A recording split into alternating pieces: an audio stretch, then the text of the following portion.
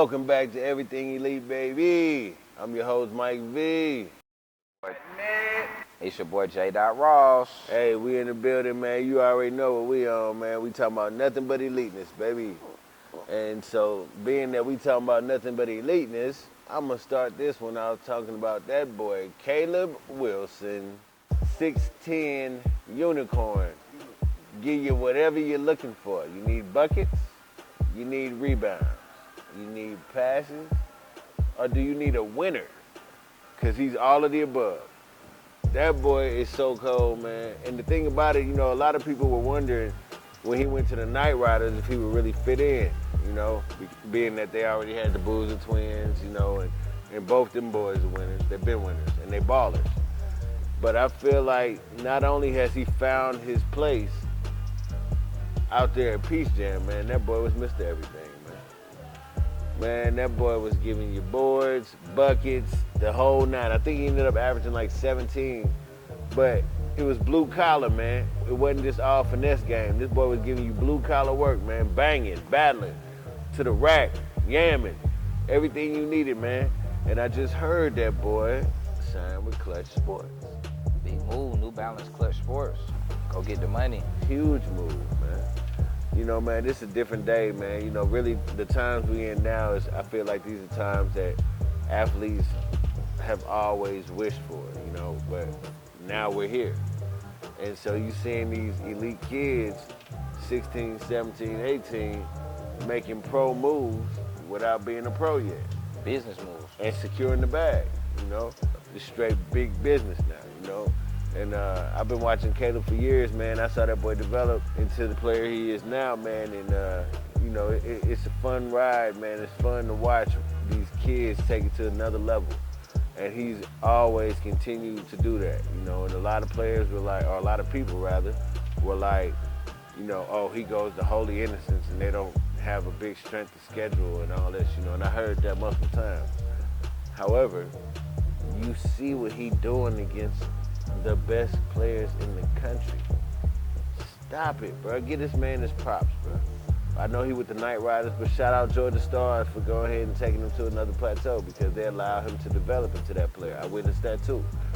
The Nightrydas, great organization, well connected. They got the plug with USA Basketball. You know, a lot of their players are ranked, so they doing something right over there.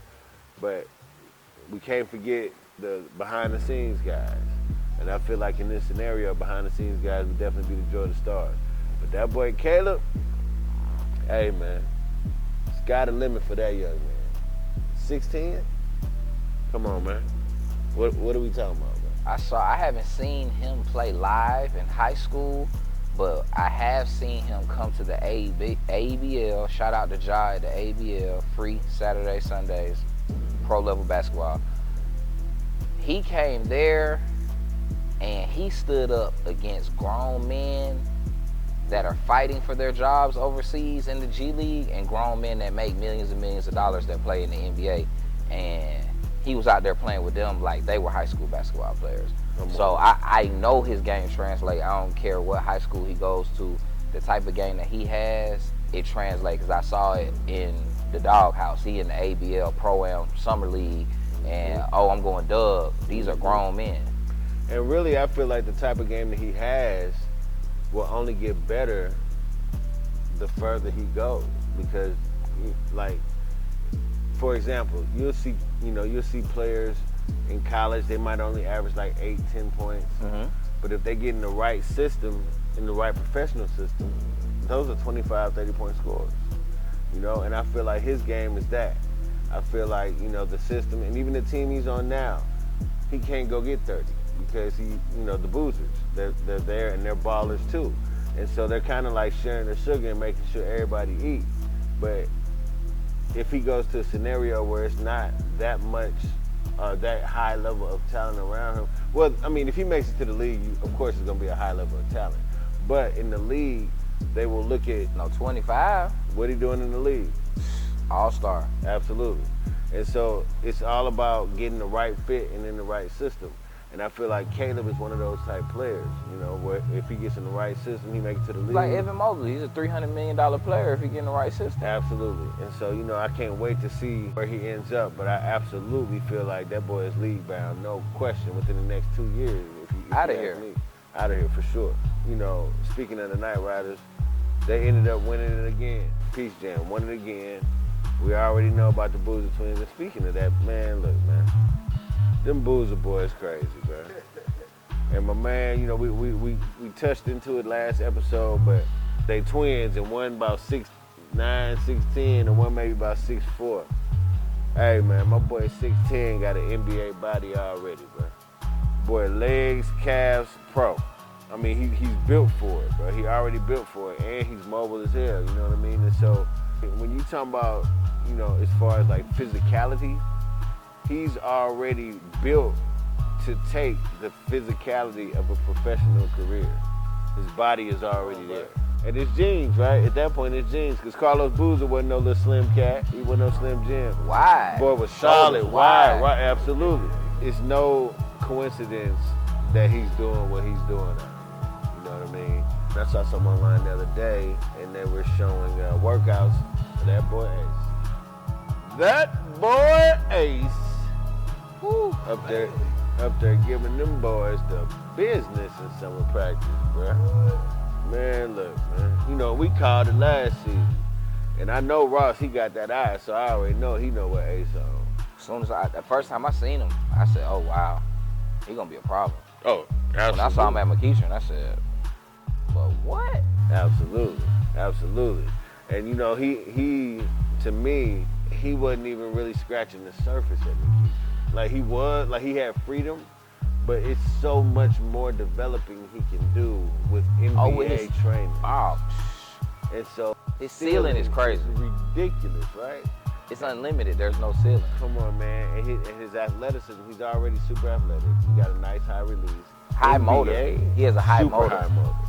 But NBA trainers, with what's already there, give me Ace, bro. You know, we talked about this last season, man. Cooper, Flagg, or Ace Bailey #1. And so my thing is, I feel like Cooper the Hooper is a baller, right? But you can't ignore the athleticism and the size that Ace has, and knowing that he hasn't scratched the surface yet. And so I can't make that call, bro. That's a call I can't make, man. But Cooper the Hooper, you know we rocking with you, bro. Flagg on the play. I can make the call. Hold up now. What you talking about, bro? What you talking about? Ace, we see his potential. Okay. Bro, Cooper go play in the NBA right now. I'll give you that. He's 17 years old. You saw the Duke workouts? Bruh. Yeah. 17 years old. Yeah. And we don't say this often, and you can't say this often with Mary. Okay. He's 17 years old. He's really supposed to be in 12th grade. Yeah. Coming in 2 weeks, he's supposed to be going to the 12th grade. Yeah. But he's going to Duke University. Duke. He really should be going to the National Basketball Association, because I feel like Duke is going to do nothing but waste his time for 7 months. Come on, man. He should be going to play on somebody's, especially with that draft we just had. Hey. He might have went top 5 in this draft. I think he would Out have. of 11th grade, he might have went top 5 in this draft.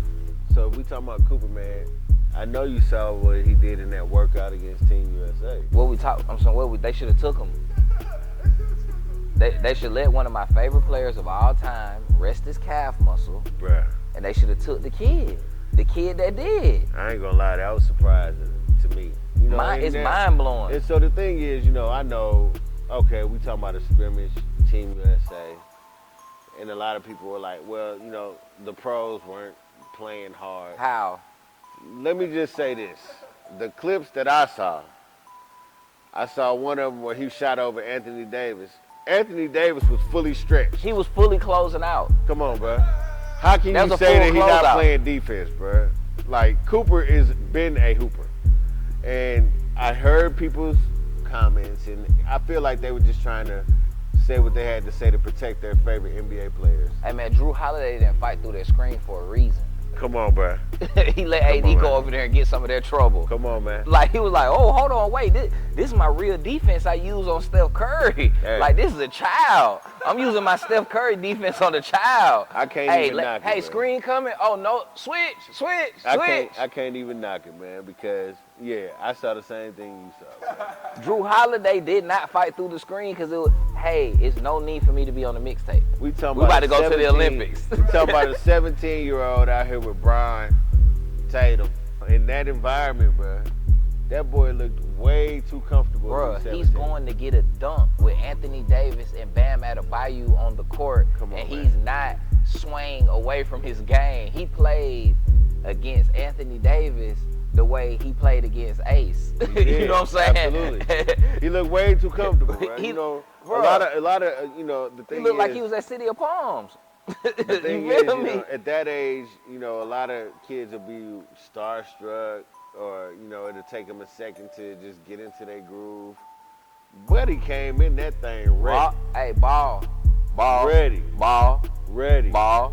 Looking like a seasoned college player ready to get it in. He didn't look like a seasoned college player. He looked like a pro athlete. No, he a pro. You're right. I give you that. But the reason I say seasoned college, because to me, you don't get that type of confidence without feeling that success at the college level. But no, you're absolutely right, bro. He definitely looked like a pro, man. But he walks in the gym, so I can give you a story time. The first time I ever saw Ant-Man play basketball live, I knew he was him for sure. I agree with that. Based off of how he walked in the gym. I didn't even see him touch the basketball yet, and I knew everything that everybody said was true when he walked in the gym. Yeah. Ant-Man walked in McEachern. McEachern's a stadium style. They got the track at the top. He walked in McEachern. He leaned over the rail. Everybody in the gym stopped watching the game, turned to where Ant-Man was at, and he was like, oh yeah, it's showtime. Yeah. Like, he's shaking his head like, yeah, I'm here. Yeah. And I said, yeah, that right there, That's you can't train. You could train 5 days a week, 4 hours a day, run your 5 miles in the morning. Yeah. The way he walked in that gym, you can't get that. No, he had it. And that's how Cooper Flagg walked in the gym at USA practice. They got the video of him walking in with his stuff on the string. Yeah. He walking in like, I'm ready to get in. Yeah, he did. And, you know, I can attest to Ant-Man. Like, the first time I saw him was at Lake Point, and he was on the Atlanta Express. And I can't really remember who they were playing, man, but honestly, it looked like Michael Jordan playing 8th graders. Come on, man. You know, it wasn't even close. Like, you saw, it was that big of a separation between him and the competition. That's like before Cooper Flagg transferred, when he was at his school with his twin brother. Yeah. Man amongst boys, and we forget sometimes, I think, when we're looking at these kids and they have these NBA developed bodies, we were watching Cooper Flagg as a 15-year-old kid dominate high school basketball. Yeah, man. Bro, let me tell you. He just won an ESPY at 17. Let me get ESPY. Come on, man. Let me tell you my Ant-Man story, bro. I knew he was the one. I've been telling niggas about Ant-Man since it's on Facebook. You were the first one to tell me about it. I don't care what nobody say. Ain't nobody on the east side know who this kid was. I seen him. Bro, we in the adult league on Briarcliff, that gym on Briarcliff. That church on Briarcliff. We ain't playing in that league. Walking in the gym, there's a lot of people in there. You know, there's real hoopers in that league. Man, and I see him. I'm like, dang, who buddy is getting ready to go overseas? Like, cause he was like, I'm like, who was that? I'm like, dude, we know all the hoopers. You know what I'm saying?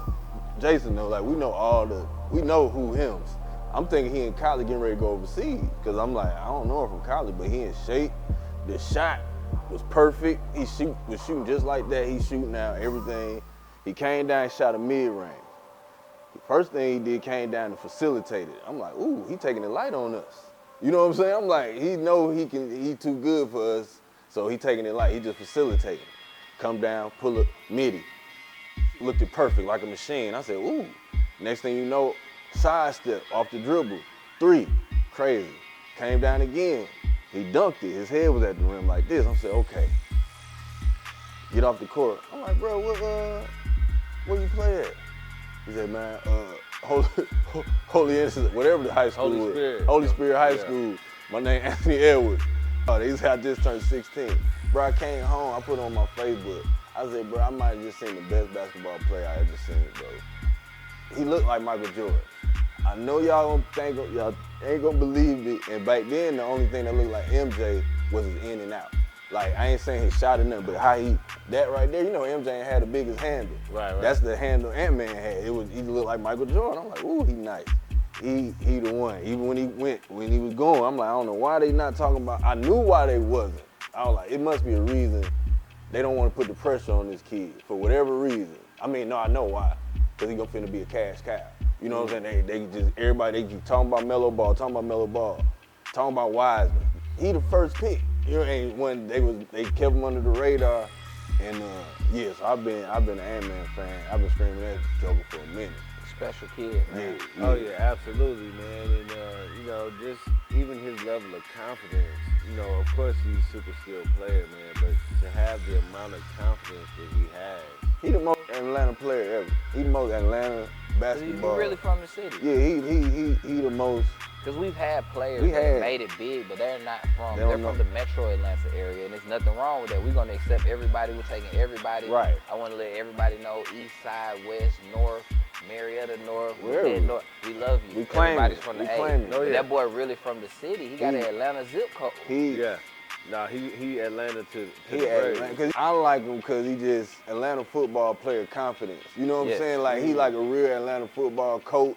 You know what I'm saying? He like, I can see Ant-Man, once he get older, he gonna have a big gut coaching. You know what I'm saying? Like, he a real, the spirit of Atlanta. He still shows the his confidence. Little league football highlights. You know what I'm like saying? that. Like a real, like he really from Atlanta. Like, hey, yo, bro, this what I was doing when I was 6, bro. Check me out. Yeah. That's real That's Atlanta. the culture. That's the Atlanta culture. And that's the culture he got. He putting the Atlanta battery in them jokers back in Minnesota. He finna put an Atlanta battery in Dillingham back, bro. He finna tell this. Man, that's amazing, Ant-Man confidence with veteran leadership from Mike Conley. Whew. Man, Rob Dillingham gonna be a problem. Whew. Oh, absolutely. He will probably. Rob Yeah. with the shifts. Golden child. Straight from OTE, Kentucky. Come You on, know, man. No, that dude, 6th man of the year at Kentucky, like out of OTE. Lottery. Really? Right. Come on now. Lottery. We're talking about 6th man of the year, freshman, lottery pick, straight raw, uncut baller, bro. Uncut baller, bro. Gifted. Super gifted. And like his whole, everything about him, from his handle package to the shot, bruh, he coming in league ready. Yeah, to torch. I hated he couldn't make it. He couldn't be a McDonald's All-American because they was hating on OTE. They were. I hate that now you can be a McDonald's All-American from Out OTE. of OTE. Right. Yeah, it's like Rob deserved to be a McDonald's They All-American. needed to see that. He really did. And I would have loved to have seen that with DJ Wagner, Bronny, all them folks. Like he deserved to be on that stage. I agree with that. He I deserved totally that agree with opportunity. that. And he missed that, you know, but I would imagine he playing with a chip on his shoulder still because of that. For sure. And he feel like every time he step out there, he going postal. And that's all I've been seeing from the boy. I remember the game when he got to OTE, when he came to play at OTE. I remember that he went game. so crazy. Oh my gosh, bro. They were like, hey, Bruh. come on That in. boy he was busting out Come on combos that I hadn't man, he seen. was getting so shoot. shifty. He was, Shooting that's what he was 50 doing. It looked fake. It did. I mean, but It looked- everything was just disgusting, bro. It was disgusting. It looked like he was tripping. It looked like he was a bad player. Yeah, you know what I'm saying? Like, Like, bro, what he is you was out here bugging. doing? And it's But he like, was making why it. is that going in? Right, that's what I'm saying. Like he Because looked they like had told me about the kid. That's why we went to the game. And I'm like, Right. okay. And it's like, bro, why did he just go That's triple not- behind the back, spin move, step back, leaning three? Bruh. So he made that? And he Oh, that's in. crazy, bro. Like the that's shots he was crazy. making that game were unbelievable. They were bro. unbelievable.